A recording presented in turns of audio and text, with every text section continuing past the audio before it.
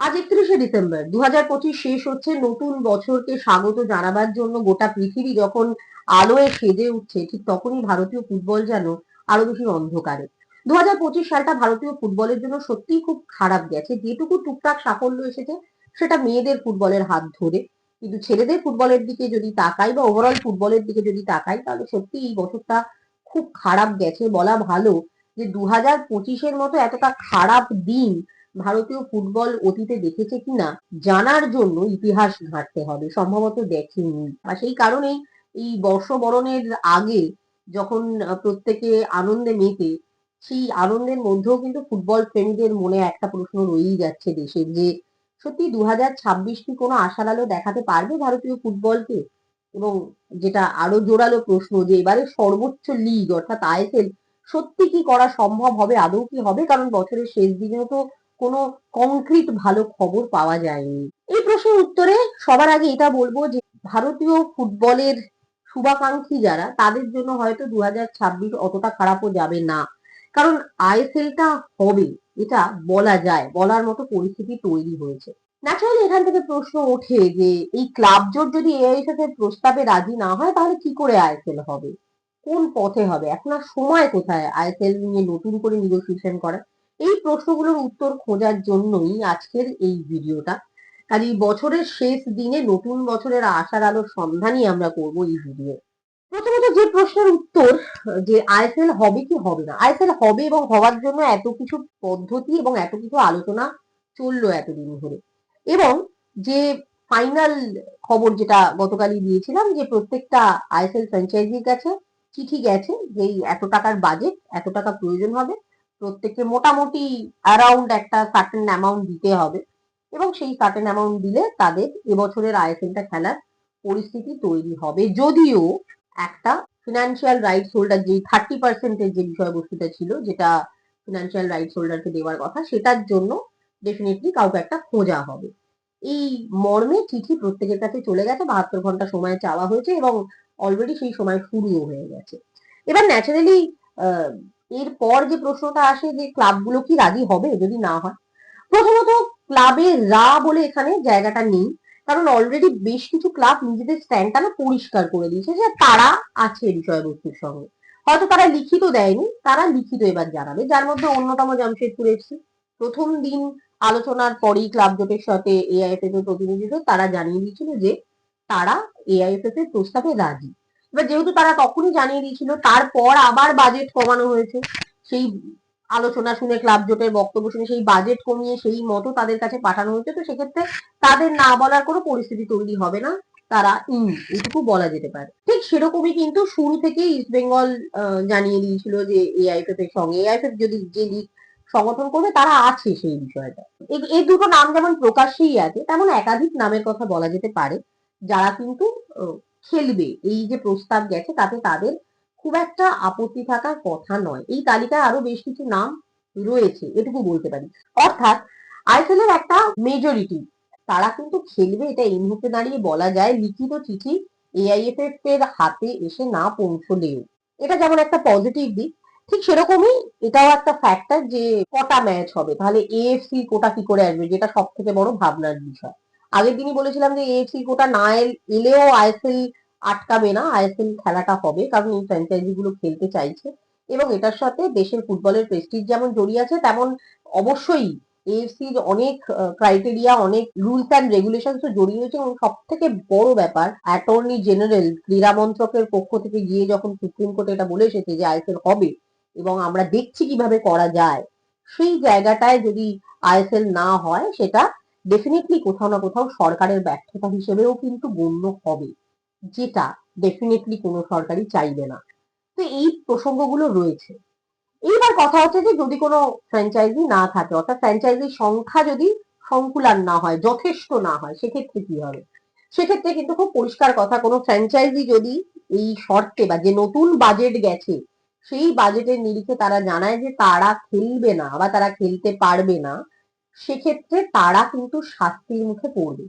এই শাস্তি কি হতে পারে সেটা এখনো স্পেসিফিক নয়, সেটা ডেফিনেটলি যে রুলস অ্যান্ড রেগুলেশন রয়েছে এআইএফএফ এর সেটার উপর ডিপেন্ড করবে। সেক্ষেত্রে নির্বাসন হতে পারে নির্দিষ্ট সময়ের জন্য, তারা হয়তো খেলতেই আর পারলো না এআইএফএফ এর কোনো league। আবার এমনও হতে পারে যে তারা রেলিগেটেড হয়ে যেতে পারে যেহেতু তারা খেলছে না। এরকম এর বাইরেও অনেক শাস্তি হতে পারে। তো সেক্ষেত্রে এআইএফএফ এর সেই এখতিয়ার আছে যে কোনো ক্লাব যদি বলে যে আমি খেলবো না তাকে শাস্তি দেওয়া। এবার ন্যাচারালি এখান থেকে প্রশ্ন উঠতে পারে যে যেভাবে ওড়িশা বলেছে যে আমাদের পক্ষে আর্থিকভাবে কোনো কন্ট্রিবিউট করা সম্ভব না, আমরা ব্যাক আউট করছি। ওড়িশার ক্ষেত্রে কিছুটা কনসিডারেশনের জায়গা হয়তো থাকতে পারে, কারণ তাদের পরিস্থিতি নিয়ে তারা একটা খতিয়ান দিয়েছে। এখন যদি কেউ এই জায়গাটা করতে চায়, অন্য কোনো ক্লাবেরা যদি এটা বলতে চায় যে আর্থিক ভাবে আমরা কোনো রকম কন্ট্রিবিউট করতে পারবো না, সেটা বলা খুব সহজ হবে না। তার কারণ এতদিন যারা আইএসএল খেলে এসেছে তাদের আর্থিক সক্ষমতা প্রমাণ করেই খেলতে হয়েছে এবং তাদেরকে প্রতিবারই খেলার জন্য একটা টাকা দিতে হয়েছে লিগ পুলে। তো এটা নতুন কোনো বিষয় নয়। কাজেই তারা এতদিন যদি দিয়ে এসে থাকে এফএসডিএল কে, তাহলে সেই অর্গানাইজিং পার্টের যে খরচটা সেটা তারা এআইএফএফ কে দেব না বলবে কোন যুক্তিতে? কারণ end of the day AIFF parent body. কাজেই যদি তারা এই যুক্তিতে না বলতে যায় তাদের বলার জায়গা নেই এবং এই যুক্তিতে তারা ডেফিনেটলি দিতে পারবে না। তো এর বাইরে যদি কেউ বলে যে আমি খেলবো না, তাকে কিন্তু শাস্তির মুখে পড়তে হবে। এই কথা সবার মাথায় থাকছে।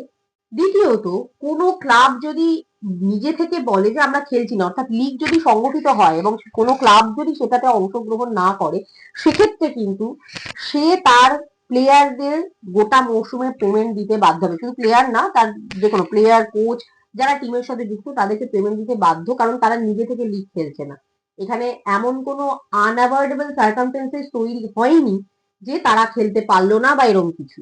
তারা নিজে থেকে সরে যাচ্ছে, সেক্ষেত্রে কিন্তু তাদের পেমেন্ট দিতে হবে। কাজে পেমেন্ট দেবে অথচ খেলবে না, এতটা ক্ষতি কোনো ক্লাব কেন নিতে চাইবে? এইটা একটা বড় জায়গা, যে কারণে কিন্তু ক্লাবেরা চাইলে খেলবে, না চাইলে খেলবে না, হিসেবটা এত সহজে মিটবে না। এবং একই সঙ্গে যেটা শোনা যাচ্ছে যে যে বাজেটটা দেওয়া হয়েছে, অর্থাৎ যে রিভিউ বাজেটটা দেওয়া হয়েছে, ওখান থেকে চাইলে আরো কস্ট কাটিং করা সম্ভব।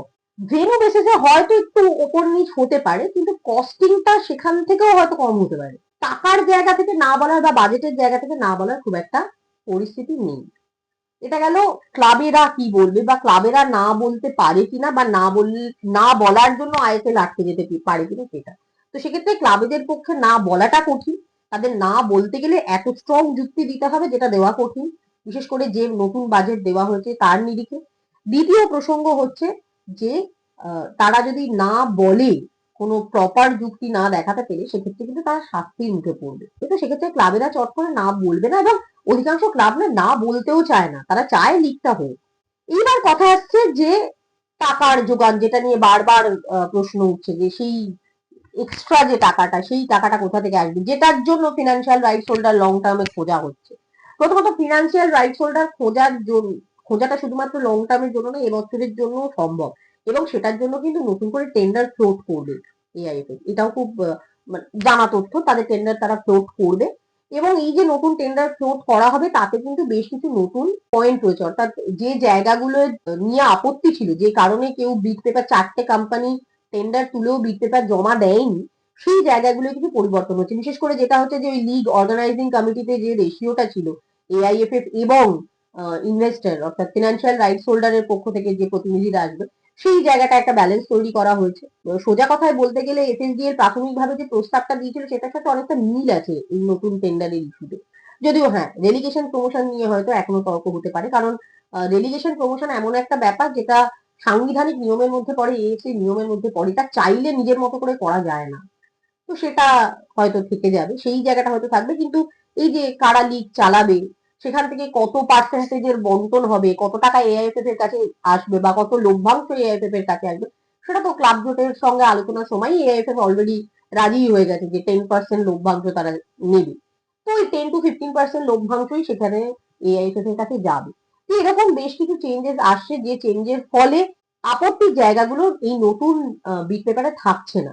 তো ন্যাচারালি অনেকটাই আশাবাদী এআইএফএফ যে এবার অন্তত পক্ষে বিট পেপার জমা পড়বে। এবং যে প্রসঙ্গটা শুরু থেকেও থাকছে না বা যেটা নিয়ে সব থেকে বেশি আলোচনা হচ্ছে, সেটা হচ্ছে যে এফএসডিএল ফ্র্যাঞ্চাইজিদের একটা বড় অংশ চাইছে যে এফএসডিএল এখানে থাক এবং এফএসডিএলই এই লিগটাকে পরিচালনা করুক। খাতায় কলমে না বললেও এটা তাদের ভাবনা, কারণ তাদের ট্রাস্ট ইস্যু রয়েছে এবং তাদের রিলেশন রয়েছে অনেক দিন ধরে, এবং অবশ্যই সেখানেও কিছু ইকুয়েশন রয়েছে ফুটবলের বাইরে সব দিক থেকে। এই মুহূর্তে দাঁড়িয়ে এফএসডিএল এরও টেন্ডার নিয়ে টেন্ডারের পয়েন্টগুলো যে পয়েন্টে আপত্তি ছিল সে পয়েন্টগুলো এখানে থাকছে না, অনেকটাই কিন্তু প্রো এফএসডিএল। এই টেন্ডারটা এফএসডিএল যা যা চেয়েছিল তার অনেকটাই এই টেন্ডার যেটা নতুন ডাকা হবে এফএসডিএল এর শর্ত পূরণ করছে এই টেন্ডার। তো সেক্ষেত্রে যদি ক্লাবগুলো চায় এবং এফএসডিএল ও চায় যে তারা যুক্ত থাকবে ভারতীয় ফুটবলের সঙ্গে আগের মতো করি, সেক্ষেত্রে তারা ডেফিনেটলি এই 30% শেয়ারের জন্য বিড করতে পারে এবং তারা নতুন করে আইএসএল এর সাথে যুক্ত হতে পারে, সে রাস্তাটাও এক্ষেত্রে থাকবে।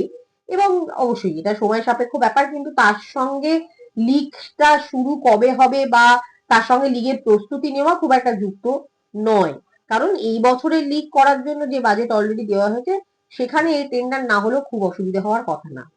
তো সেটা পরিস্থিতি অনুযায়ী ডিসিশন হবে। তো সেই দিক থেকে বলা যেতে পারে যে আইএসএল হবে না এটা ভাবার একেবারেই পরিস্থিতি তৈরি নয়, বরং আইএসএল হওয়ার পথে অনেকটাই সবকিছু এগিয়ে রয়েছে। হ্যাঁ, নেগেটিভিটি ডেফিনেটলি রয়েছে, সমস্ত বড় কিছু সিদ্ধান্ত নিতে গেলে বিশেষ করে আমাদের মতো দেশে অনেক নেগেটিভ পজিটিভ থাকে, সেগুলোকে কাটিয়ে সেই খারাপ দিক বা নেগেটিভিটি গুলোকে কাটিয়েই আইএসএলটা আয়োজন করতে হবে এবং সেটা করার দিকে এগোচ্ছে এআইএফএফ, এটুকু বলা যেতে পারে।